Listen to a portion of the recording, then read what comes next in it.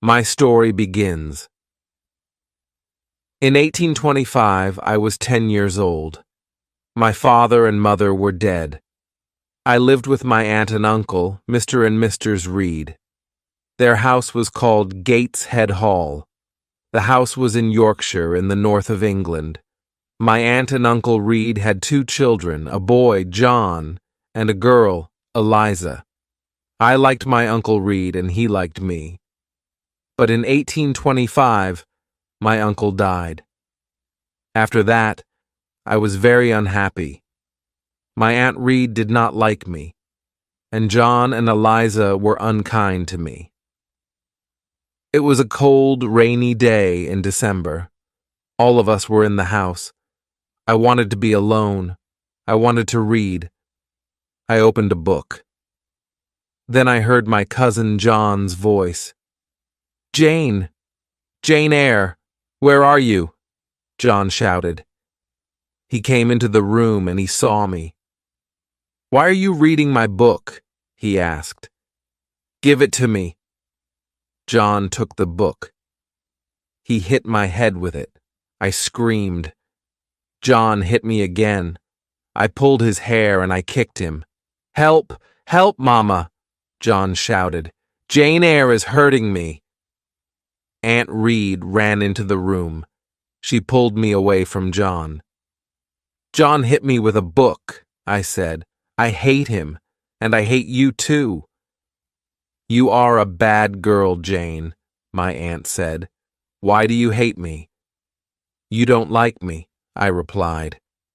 "John and Eliza are unkind to me. I want to leave Gateshead Hall." "You want to leave?" Aunt Reed said. "Where will you go? Your parents are dead.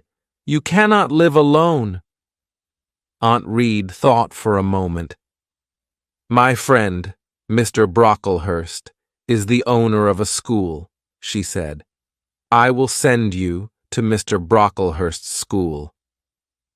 A few days later, Mr. Brocklehurst came to Gateshead Hall. He was a very tall man.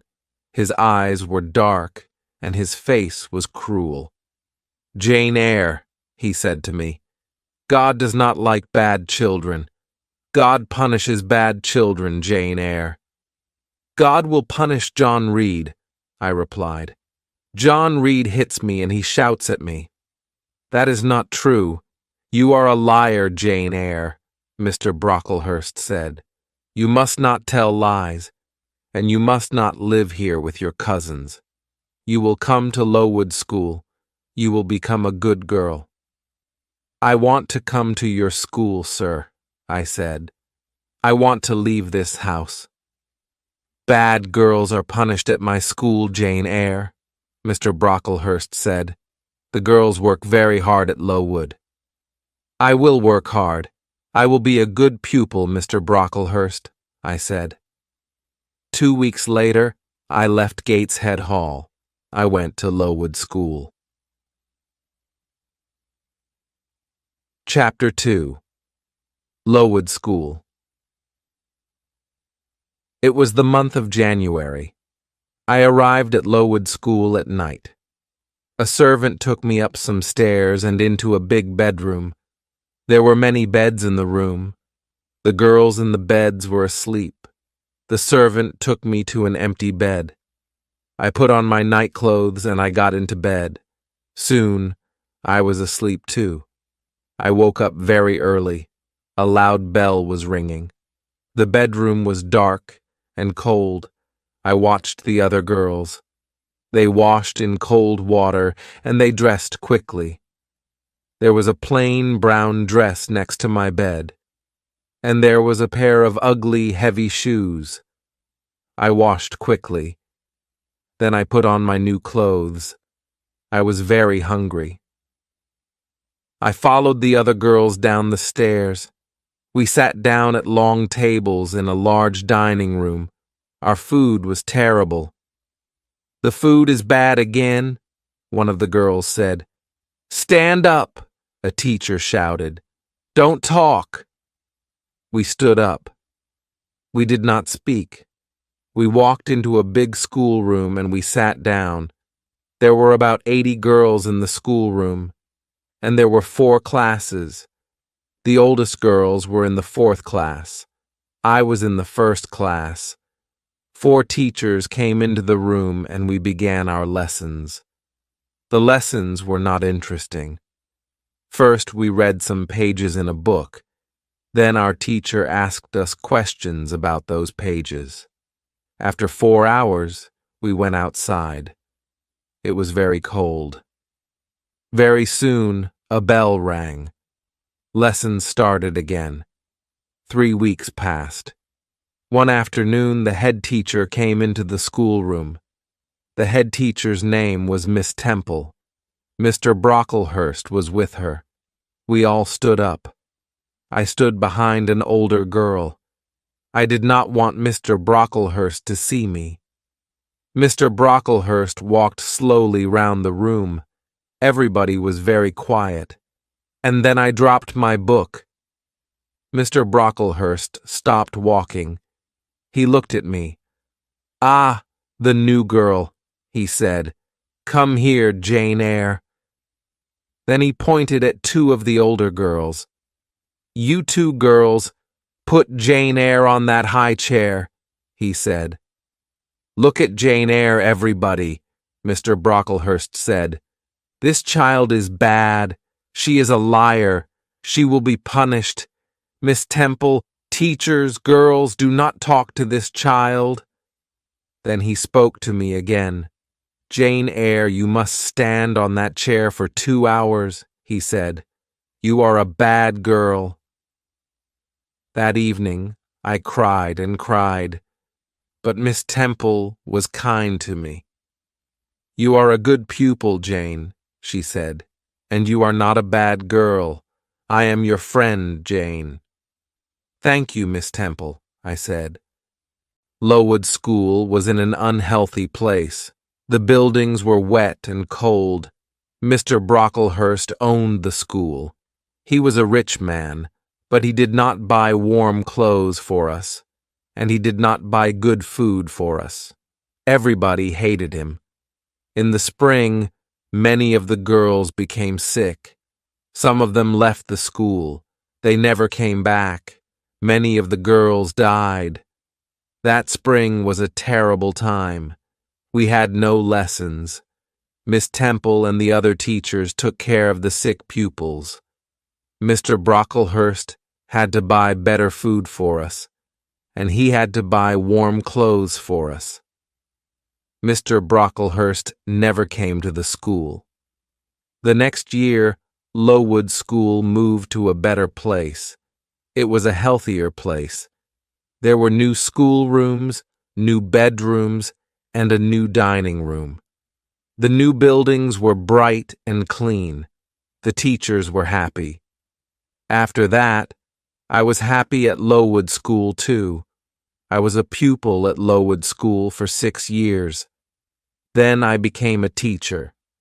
I was a teacher at the school for 2 years, but I never returned to Gateshead Hall, and the Reeds never wrote to me. Chapter 3. Thornfield Hall. In 1833, I was 18 years old. In the summer, Miss Temple left Lowood School. She got married. I wanted to leave Lowood too. I wanted a new life. I will be a governess, I thought. I put an advertisement in a newspaper.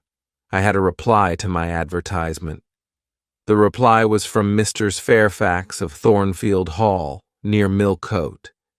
Millcote was about 70 miles from Lowood School. Mr. Fairfax wanted a governess for a little girl. I wrote to Mr. Fairfax immediately. I was going to be a governess at Thornfield Hall.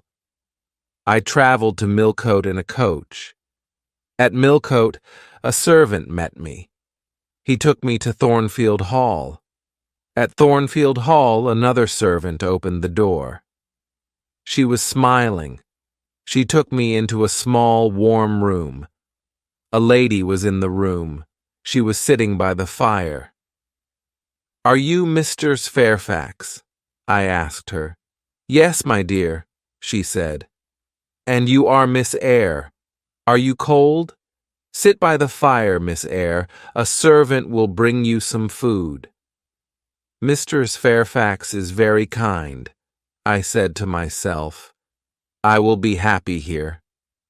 "Will I see Miss Fairfax tonight?" I asked. Mr. Fairfax looked at me. She smiled. "Miss Fairfax? No, no," she said. "Your pupil's name is not Miss Fairfax. Your pupil is Adele Varens. Adele's mother was a Frenchwoman. Adele is Mr. Rochester's ward. He takes care of her." "Mr. Rochester? Who is Mr. Rochester?" I asked. "Mr. Edward Rochester is the owner of Thornfield Hall," Mr. Fairfax said. "I am his housekeeper. I take care of Thornfield Hall. Mr. Rochester is not here now. He does not like this house. He is often away from home." I was very tired. Mrs. Fairfax took me up the wide stairs. She took me to my room. I went to bed immediately, and I slept well. The next morning I woke early. The sun was shining. I put on a plain black dress. I opened my bedroom door. I walked along a corridor and down the wide stairs. I walked out into the sunny garden. I turned and I looked up at my new home. Thornfield Hall was a beautiful house with many large windows. The garden was beautiful too. After a few minutes, Mrs. Fairfax came into the garden. She spoke to me. "Good morning, Miss Eyre," she said. "You have woken early. Miss Adele is here. After breakfast, you must take her to the schoolroom. She must begin her lessons." A pretty little girl walked towards me. She was about 8 years old. She spoke to me in French, and I replied in French. After breakfast, I took Adele to the schoolroom. We worked all morning. Adele enjoyed her lessons, and I was happy. In the afternoon, Mrs. Fairfax took me into all the rooms of Thornfield Hall. We looked at the paintings and at the beautiful furniture. We walked along the corridors. "Come up onto the roof, Miss Eyre," Mrs. Fairfax said. "You will see the beautiful countryside around Thornfield Hall." We walked up many stairs. At last, we were at the top of the house. We walked along the top corridor. Mrs. Fairfax opened a small door, and we walked onto the roof. "Look, Miss Eyre," Mrs. Fairfax said. "You can see for many miles." We stood on the roof for a few minutes, then we went back into the house. We walked carefully towards the stairs. The top corridor was narrow and dark. Suddenly, I heard a strange laugh. "Who is that, Mrs. Fairfax?" I asked. Mrs. Fairfax did not reply. She knocked on a door. "Grace," she said. The door opened. Behind the door was a small room. A servant was standing at the door. "Be quiet, Grace, please," Mrs. Fairfax said. The woman looked at Mrs. Fairfax. Then she closed the door. "That was Grace Poole," Mrs. Fairfax said. "She works up here. Sometimes she laughs and talks with the other servants. Don't worry about Grace. Please come downstairs now, Miss Eyre." Chapter 4. Mr. Rochester. 3 months passed. I had not met the owner of Thornfield Hall. Mr. Rochester had not come home. One January afternoon I went out and I walked towards the road. I was going to the village of Hay. I was going to post a letter in the village. Hay was 2 miles from Thornfield Hall. The day was fine, but it was very cold. I walked quickly, and soon I was near the village. Suddenly, a big black and white dog ran past me. A moment later, a man on a black horse followed the dog. Then I heard an angry shout. The dog ran past me again. It was barking loudly. I turned round. The horse had fallen on the icy ground, and the man had fallen from the horse, walked towards them. "Can I help you, sir?" I asked. "My horse fell. I've hurt my foot," the man said. The horse stood up. The man tried to stand up too, but he could not stand. He fell onto the ground again. The man was about 35 years old. He was not handsome, but he had a strong face. He had dark eyes and black hair. He was not very tall, but his body was powerful. "I'll bring somebody from Thornfield Hall," I said. "Do you live at Thornfield?" the man asked. "I am the governess," I replied. "Ah, yes, the governess," the man said. "Help me, please." The man stood up very slowly, and he put his hand on my shoulder. He walked slowly towards his horse. I helped him. He pulled himself onto the horse. "Thank you." "Now go home quickly," the man said, and he rode away. I walked on to the village and I posted my letter. Then I returned to Thornfield Hall. Bright lights were shining in the big house. I went inside. A big black and white dog walked towards me. It came from the dining room. I had seen the dog before. "Whose dog is that?" I asked a servant. "It's Mr. Rochester's dog," the servant replied. "Mr. Rochester has come home, but he has hurt his foot. His horse fell on some ice." I smiled. The owner of Thornfield Hall had returned, but I did not see Mr. Rochester again that day. I saw Mr. Rochester the next day. He sent for me in the evening. I put on a clean dress. I brushed my hair carefully. Mr. Rochester was in the large sitting room. He was sitting in a big chair. His right foot was on a small chair. Misters Fairfax and Adele were sitting with him. "Sit by the fire, Miss Eyre," he said. "Where have you come from?" "From Lowood School," I replied. "I was there for 8 years."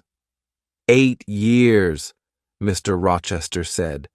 "That is a long time. Who are your parents?" "I have no parents, sir," I answered. "They are dead."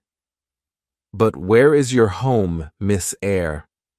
Mr. Rochester asked. "I have no home, sir. I have no family," I said. "Why did you come to Thornfield Hall?" Mr. Rochester asked. "I wanted to leave Lowood, sir," I replied. "I put an advertisement in a newspaper. Misters Fairfax replied to my advertisement." "Yes, I did," Misters Fairfax said.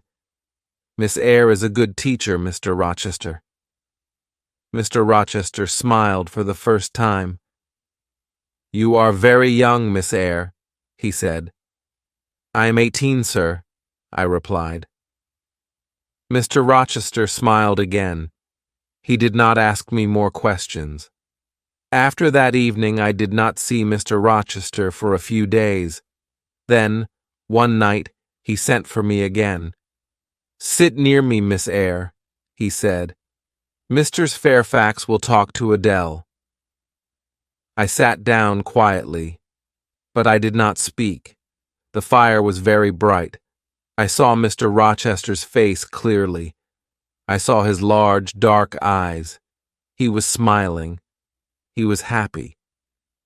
After a minute, Mr. Rochester spoke. "Miss Eyre," he said, "you are looking at me very carefully. Am I a handsome man?"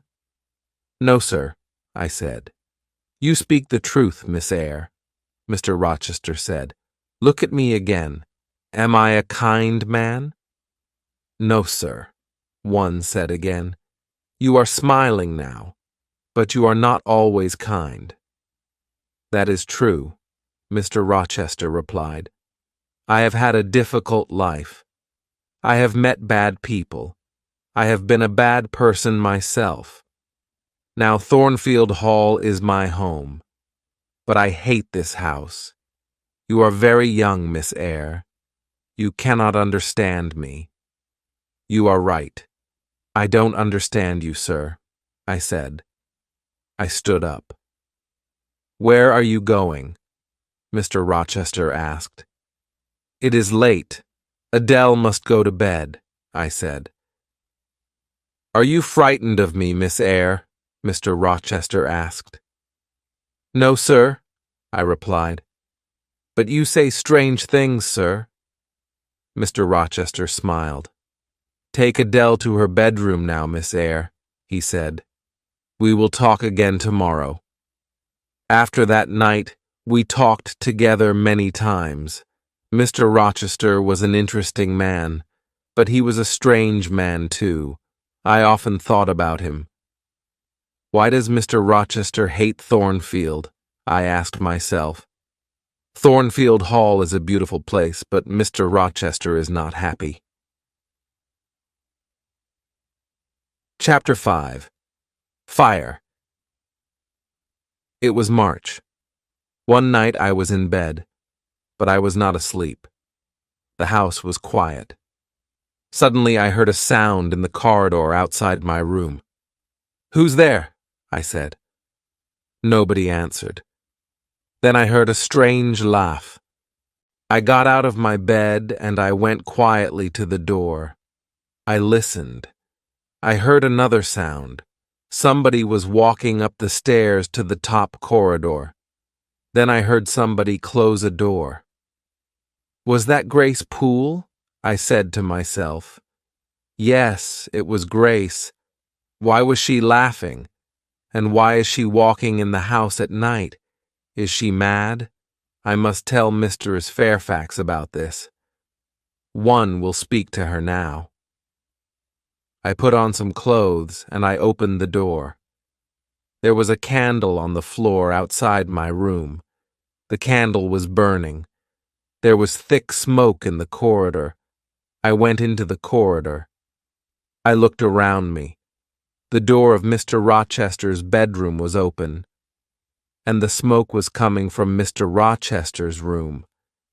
I ran into the room. Wake up, sir. What happened, Jane? There was a fire, sir. Grace Poole tried to kill you. I sat in a chair by the window. Time passed. At last, Mr. Rochester returned. Please don't worry, Jane, he said. Grace Poole is a strange woman, but she won't hurt anybody tonight. I stood up. Good night, sir, I said. Mr. Rochester held my hand. He looked at me, and he smiled. Thank you, my dear friend, he said. You saved my life tonight, Jane. Good night, sir, I said again.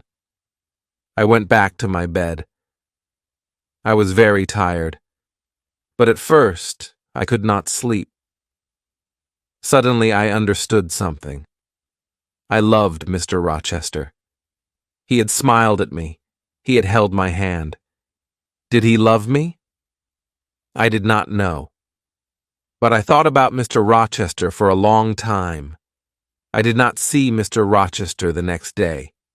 He did not send for me. In the evening, I went down to Mrs. Fairfax's sitting room.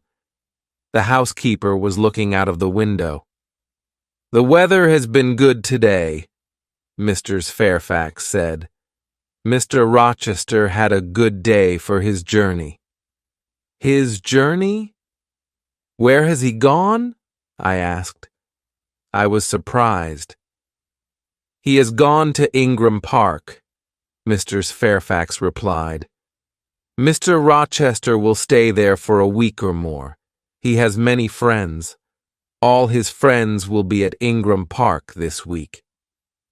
Will there be any ladies at Ingram Park? One asked. Yes, Mr. Fairfax said. There will be many ladies there. Miss Blanche Ingram will be there.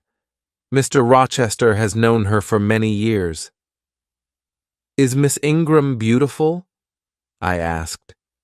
She is very beautiful, Mr. Fairfax said. Will Mr. Rochester marry her? I asked. Mr. Fairfax smiled. I don't know, Miss Eyre, she replied. I don't know. I was very unhappy. I went up to my bedroom. I looked in my mirror. Jane Eyre, I said to myself, you are not pretty, and you are poor. Mr. Rochester will never marry you. He will marry Miss Blanche Ingram. She is a rich lady. You are a poor governess. Forget Mr. Rochester, Jane Eyre. Forget him. Chapter 6. Guests at Thornfield Hall. 2 weeks later, a letter arrived for Mr. Fairfax. Mr. Rochester will return on Thursday, Mr. Fairfax said. Some of his friends will come here with him. There will be many guests at Thornfield Hall. On Thursday evening, Mr. Fairfax, Adele, and I were in Adele's bedroom. Mr. Fairfax was looking out of the window. The guests are arriving now, Mr. Fairfax said. I went to the window and I looked out. There were 3 carriages. 2 people were riding horses. Mr. Rochester was riding his big black horse. A beautiful young woman was riding a white horse. Mr. Fairfax pointed to the young woman. That is Miss Ingram, the housekeeper said. Then she went downstairs. Adele wanted to go downstairs too. No, Adele, I said. We cannot go downstairs tonight. Mr. Rochester is talking to his guests. The next day, Mr. Fairfax came into the schoolroom. Mr. Rochester wants you to meet his guests tonight, Miss Eyre, she said. Adele must meet them too. Later, Adele and I went quietly into the sitting room, and soon 8 ladies came into the room. One of them was tall, dark, and very beautiful. She was Blanche Ingram. Adele ran towards her. Good evening, beautiful lady, she said in French. What a pretty little girl, Blanche Ingram said. Miss Ingram spoke to the other ladies, and she spoke to Adele, but she did not speak to me. Half an hour later, the gentleman came into the room. I looked at Mr. Rochester. He saw me, but he did not speak to me. Miss Ingram pointed at Adele. Why doesn't this little girl live at a school, Mr. Rochester? She asked. Adele learns her lessons at home, Mr. Rochester replied. She has a governess. Oh, yes, that small woman by the window, Miss Ingram said. I had many governesses. I hated all of them. They were all ugly and stupid. Later, Miss Ingram and Mr. Rochester sang some songs together. Mr. Rochester had a fine voice. I listened to the songs. Then I left the room. Mr. Rochester followed me. What is wrong, Jane? He asked. Nothing is wrong, sir, I said. But I am tired. I am going to my room. Good night, sir. You are tired, and you are unhappy too, Mr. Rochester replied. There are tears in your eyes. Rest now, Jane. But please come and meet my guests tomorrow evening. Don't forget Jane. The guests stayed at Thornfield Hall for 2 weeks. Every evening, I went to the sitting room with Adele. Nobody spoke to me. Mr. Rochester and Miss Ingram were always together. One afternoon, Mr. Rochester went to Millcote. He returned late in the evening. I met him at the front door. "Another guest has arrived, sir," I told him. "His name is Mr. Mason. He has come from the West Indies." Suddenly, Mr. Rochester's face was pale. He held my hand tightly. "Mason, the West Indies. Mason," he said. "Are you ill, sir?" I asked. "Jane, my little friend, I've had a shock," he said. "Bring me a glass of wine, please." I went quickly to the dining room. I returned with a glass of wine, and I gave it to Mr. Rochester. "What are my guests doing?" he asked. "They are eating and laughing, sir," I replied. "Mr. Mason is talking to the other guests." "One day they will all hate me," Mr. Rochester said. "Now, go into the dining room again. Tell Mason to meet me in the library." I gave Mr. Mason the message. Then I went to my bedroom. I got into my bed. Later, I heard Mr. Rochester coming up the stairs with Mr. Mason. They were laughing and talking. Soon, I was asleep. Chapter 7. A Terrible Night. Some hours later, I woke up. A terrible cry had woken me. The moon was bright. Its light was shining through my window. I listened. Then I heard somebody shouting, "Help! Help! Rochester, help me!" The voice came from the top corridor. "Help! Help!" I got out of bed, and I put on a dress and some shoes. I opened my door. All the guests were in the corridor outside the bedrooms. They were all asking questions. "What happened?" they asked. "Is there a fire? Who is hurt? Where is Mr. Rochester?" "I am here," Mr. Rochester said. He was walking down the stairs from the top corridor. "What is wrong, Mr. Rochester?" Miss Ingram asked.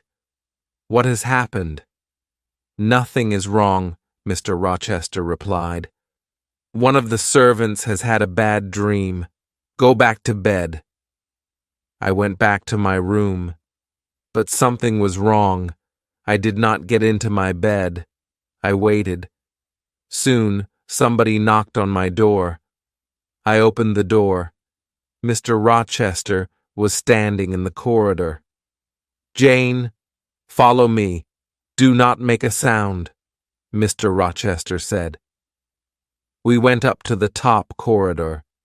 Mr. Rochester unlocked a door, and we went inside a room. Mr. Mason was sitting on a chair in the room.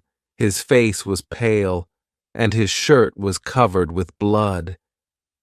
Then I heard a terrible laugh. The sound came from the next room. Grace Poole is a madwoman, I thought. Why does Mr. Rochester have a mad servant? Mr. Rochester spoke quietly to Mr. Mason. "I am going to bring a doctor, Richard," he said. Then he spoke to me. "Stay here, Jane. Wash Mr. Mason's arm, but do not speak to him." Mr. Rochester left the room. I washed Mr. Mason's arm. We waited for Mr. Rochester and the doctor. Mr. Mason did not speak to me, and I did not speak to him. After 2 hours, Mr. Rochester returned. The doctor was with him. The doctor looked at Mr. Mason's arm. "She bit me," Mr. Mason said. "I came up here. I wanted to see her. I wanted to help her, but she bit me." "Be quiet now, Richard," Mr. Rochester said quickly. The doctor put a bandage on Mr. Mason's arm. Mr. Rochester put Mr. Mason's coat round the injured man's shoulders. Then he spoke to me again. "Run downstairs, Jane. Unlock the small door at the side of the house, he said. We will follow you. I went quickly downstairs and I opened the door. Outside the door, a servant was waiting with a carriage. Mr. Mason and the doctor came out of the house. They got into the carriage. Then Mr. Rochester came out of the house too. Mr. Mason spoke to him through the window of the carriage. Help her. Be kind to her, Rochester, he said. Yes, I will, Mason, Mr. Rochester said. The servant drove the carriage away. Will you walk in the garden with me, Jane? Mr. Rochester asked. I do not want to sleep now. Yes, I will, sir, I said. Soon it was morning. The birds were beginning to sing. The flowers had a sweet smell. It has been a strange night, Jane, Mr. Rochester said. Were you frightened? I am frightened of Grace Poole, I said. She will hurt you one day. I am stronger than she is. She will not hurt me, Mr. Rochester said. He looked at me for a few moments. Are you my friend, Jane? He asked me. Yes, sir. I will be your friend forever, one replied. Thank you, my dear, Mr. Rochester said. I have made mistakes. Now, I want to be happy. That is not wrong, is it, Jane? He stopped speaking for a minute. Then he said, Go into the house. I'll talk to you tomorrow. But the next day, I had a letter from Gateshead Hall, my Aunt Reed's house. The letter was from my cousin Eliza. I started the journey to my Aunt Reed's house immediately. I arrived there the next day. My Aunt Reed was very, very ill. She could not move, and she did not speak to me. I wanted to return to Thornfield Hall. I wanted to see Mr. Rochester. But Eliza wanted me to stay at Gateshead Hall. After 3 weeks, my aunt spoke to me at last. She spoke very slowly. Are you Jane Eyre? She asked. Yes, Aunt Reed. I am Jane Eyre, I replied. There is a letter for you, Aunt Reed said. It is in my desk. Call Eliza, please. She will get the letter. Eliza came into the room. She opened the desk, and she gave me a letter. Read the letter, Jane, my aunt said. The letter had come from Madeira, but it was 3 years old. I answered that letter, Aunt Reed said. I hated you, Jane. I did not want you to have your uncle's money. I wrote to John Eyre. I wrote, Jane Eyre is dead. She died at Lowood School. I am sorry, Jane, I was wrong. Mrs. Reed died that night. I left Gateshead Hall a few days later. I took my uncle's letter with me. Mr. Rochester met me at Thornfield Hall. Welcome back to my house, he said. This is your home, Jane. Thank you, sir, I said. I am very happy here. Mr. Rochester's guests had left. No other visitors came to Thornfield Hall. Every day Mr. Rochester and I talked together, and every day I loved him more. Chapter 8. In the Garden. In June the weather was hot. One evening I walked into the garden. Mr. Rochester was there too. Do you like this house, Jane? He asked. Yes, sir, I replied. Soon Adele will go to live at a school, Jane, he said. Then I will not want a governess here. Will you be sad then, Jane? Will you leave Thornfield Hall? Leave? I said quickly. Must I leave Thornfield? My dear. Mr. Rochester stopped. He was silent for a moment. Then he said, I am going to be married soon. "Oh, sir," I said. "Then I must go far away from Thornfield, far away from you, sir." I started to cry. "I will always remember you, Jane," Mr. Rochester said. "Will you forget me?" "No, sir," I replied. "I will never forget you. I don't want to leave Thornfield, sir. Don't want to leave you." "Don't leave, Jane," Mr. Rochester said. "Stay here." He smiled at me. "I must not stay here, sir," I said.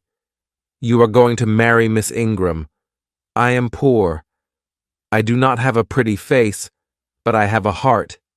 It is a loving heart, sir." "Jane, I am not going to marry Miss Ingram," Mr. Rochester said. "She is rich. She is beautiful. You are poor. You are not beautiful. But I want to marry you. Will you marry me, Jane?" For a moment I could not speak. At last I asked, "Do you love me, sir?" "I do," he replied. "Then, sir, I will marry you," I said, and Mr. Rochester kissed me. "My dearest Jane," he said, "nothing can stop our marriage now. We will be married in a month, Jane." We kissed again. Then I said good night, and I went into the house. I went upstairs to my room. Later, I remembered my Uncle John Eyre's letter. "I will write to him in Madeira," I said to myself. "I will tell him about my marriage to Mr. Rochester. I am very happy. My uncle will be happy too." 4 weeks passed. Mr. Rochester was going to buy me many beautiful things. He was going to give me many presents, but I did not want these things. "No, Edward," I said. "I am not beautiful. I don't want beautiful things. I want you, Edward." It was the month of July. 2 days before our wedding day, Mr. Rochester went away. "I will return tomorrow," he said. "I love you, Jane." That night I went to my bedroom early. My wedding dress and my wedding veil were in my room. I looked at them. "In 2 days I will be Jane Rochester," I said to myself. Then I went to bed. But I did not sleep well. The next day Mr. Rochester returned. He looked at me carefully. "What is wrong, Jane?" he asked. "Your face is pale. Are you frightened?" "I had a very strange dream last night," I said. "It was a dream about this house, but in my dream, Thornfield Hall had no roof. The walls were burnt. They were black. In my dream, I tried to find you, but you were not in the house." "Are you afraid of a dream, Jane?" Mr. Rochester asked. "No, Edward," I replied, "but I woke up from my dream. There was a woman in my room. She was tall and heavy. She had long black hair." "The woman was holding a candle," I said. "She put the candle by my mirror. She put my wedding veil over her head and she looked in the mirror. Then I saw her face." "It was a strange, terrible face, Edward," I said. "Suddenly, the woman tore my veil into 2 pieces. She threw the pieces on the floor." "What happened next?" Mr. Rochester asked. "The woman held her candle near my face," I replied. "She looked at me and she laughed. Then she went away." "This happened in your dream, Jane," Mr. Rochester said. "It did not happen in my dream, Edward," I said. "This morning my wedding veil was on the floor of my room. It was torn. It was in 2 pieces." "But the woman did not hurt you, Jane," Mr. Rochester said. "Sleep in Adele's room tonight, my dear.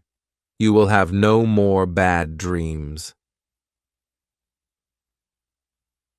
Chapter 9. Mr. Rochester's Wife. It was our wedding day. We were going to be married in a church near Thornfield Hall. After the marriage, we were going to travel to London. I got up early. I put on my wedding dress, and I went downstairs. Mr. Rochester was waiting for me. At 8 o'clock, we walked together to the church. The clergyman was standing by the door of the church. There were 2 other people inside the church, 2 men. They were sitting in a dark corner. I could not see them very well. The clergyman started to speak. At every marriage, the clergyman asks an important question. He asks the people in the church, "Is there a problem about this marriage?" The clergyman spoke loudly. He asked this question, and he waited. There was silence for a moment, and then one of the men in the dark corner stood up. He spoke loudly. "There is a problem. These 2 people must not be married," he said. "There is not a problem," Mr. Rochester said to the clergyman. "Please go on with the marriage." "No, I cannot go on with the marriage," the clergyman replied.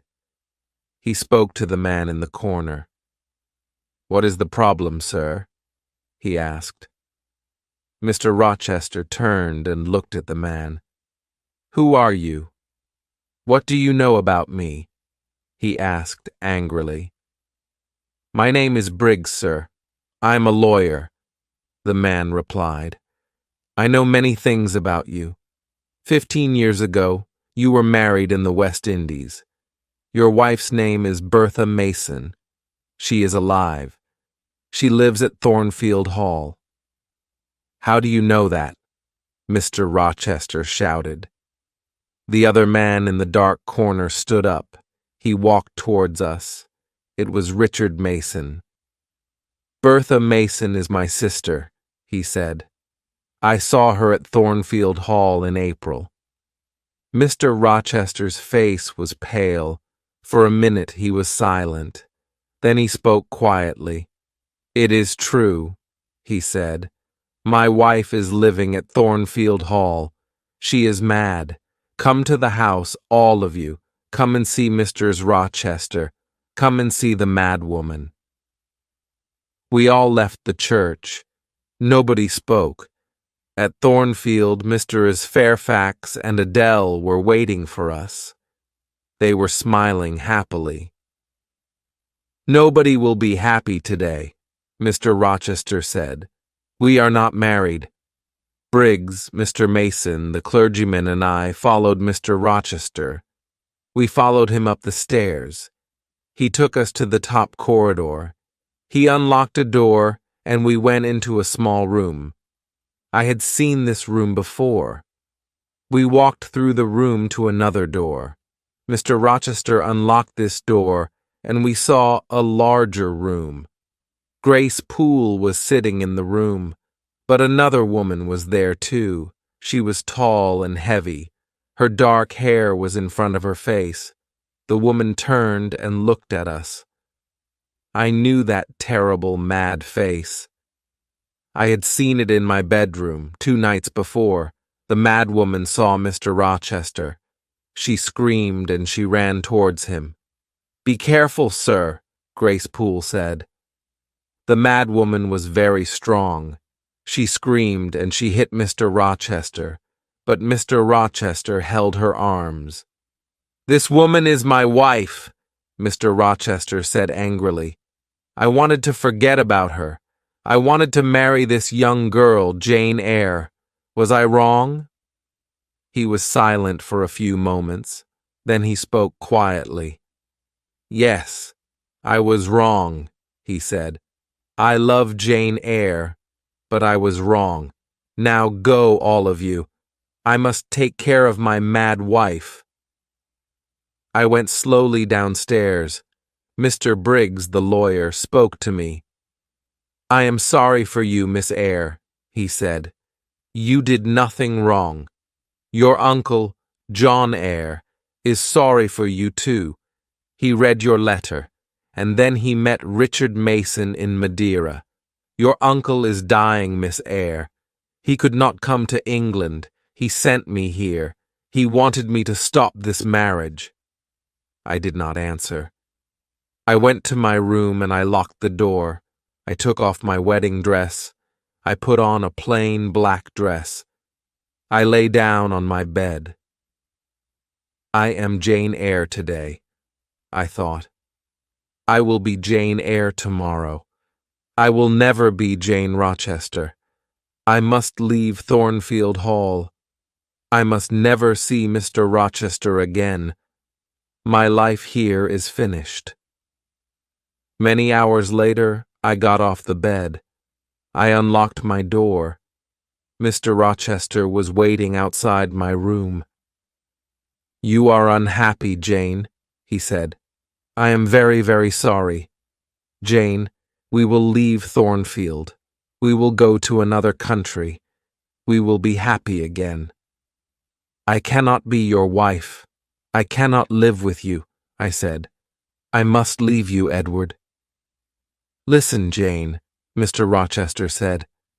"My father wanted me to marry Bertha Mason. Her family was very rich. I married her. My father was happy, but I was not happy. Bertha was mad, and she was a bad woman.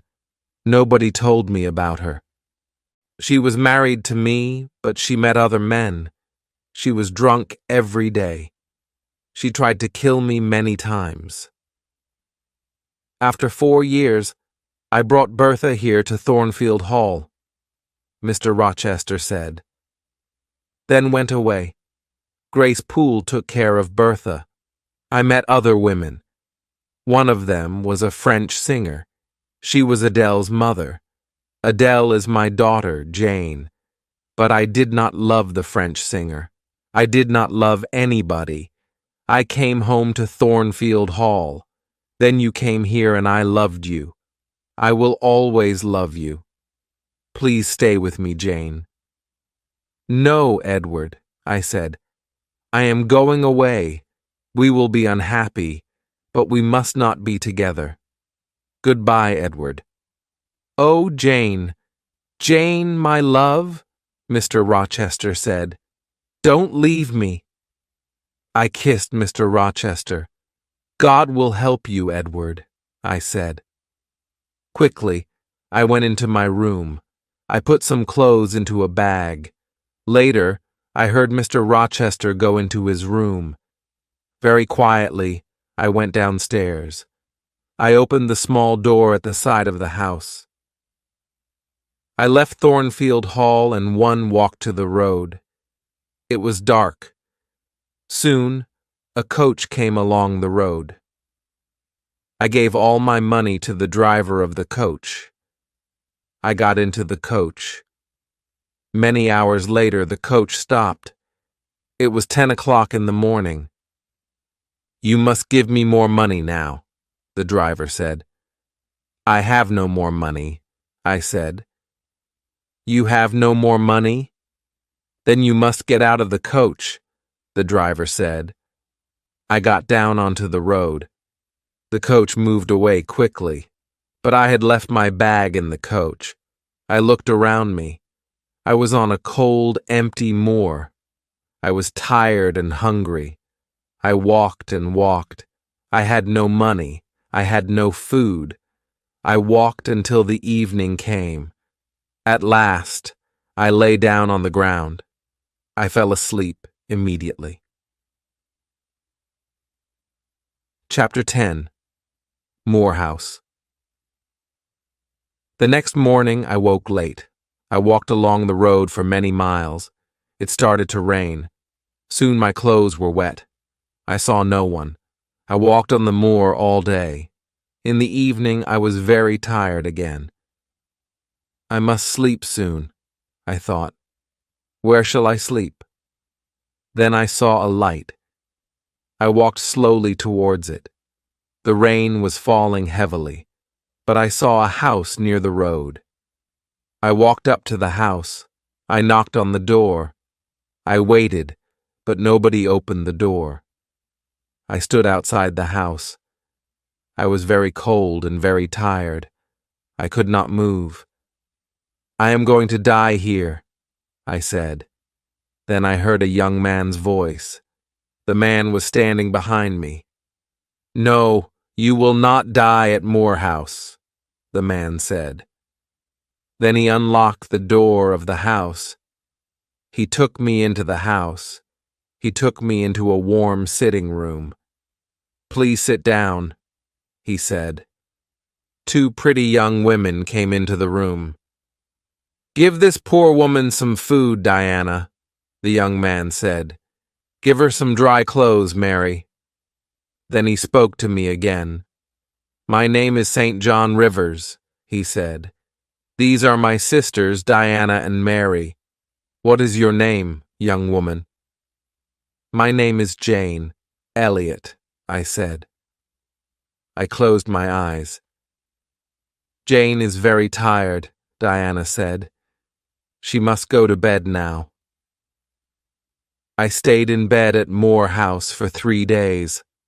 Diana and Mary Rivers were governesses. They were staying at Moore House for a few days. St. John, their brother, was a clergyman. They were very kind to me. Soon, we were good friends. One day, St. John asked me about my life. I was a governess too, I told him. And I told him about Lowood School. But I did not tell him about Thornfield Hall. I did not tell him about Mr. Rochester. I want to work, St. John, I said. Will you help me? I have a plan, St. John said. A few miles from here, there is a village. Many of the girls in the village cannot read or write. I'm going to pay for a girls' school in the village, but I must find a teacher for these girls. I will teach them, St. John, I said. Good, he said. There will be a small house next to the school. You will live there. 3 days later, a letter arrived for St. John.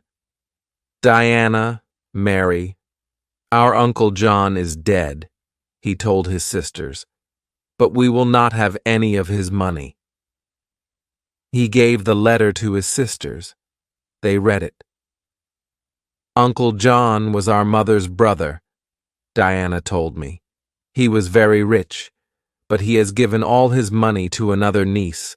We do not know her. Soon I went to live in the village. I lived in the house next to the school. Every day I taught the girls. My pupils worked hard, but I was not happy.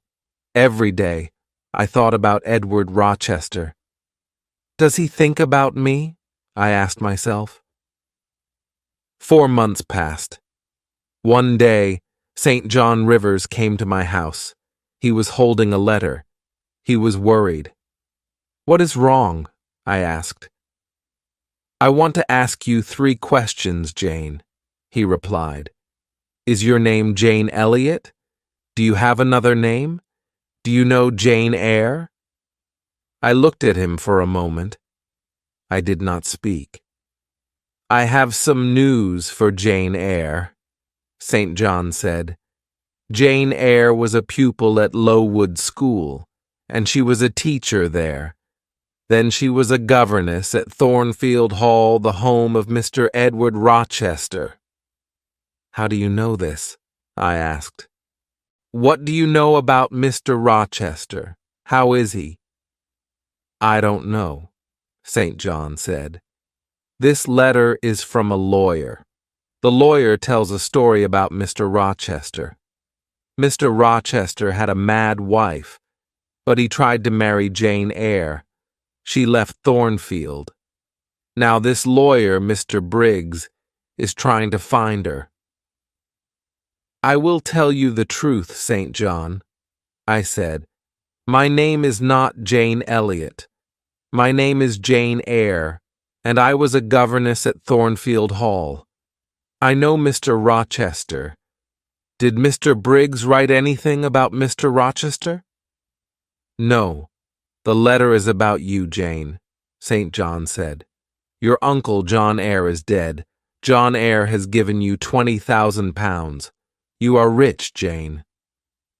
But why did Mr. Briggs write to you? I asked. My mother's name was Eyre, St. John said.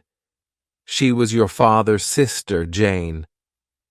Then you, Diana, and Mary are my cousins, I said.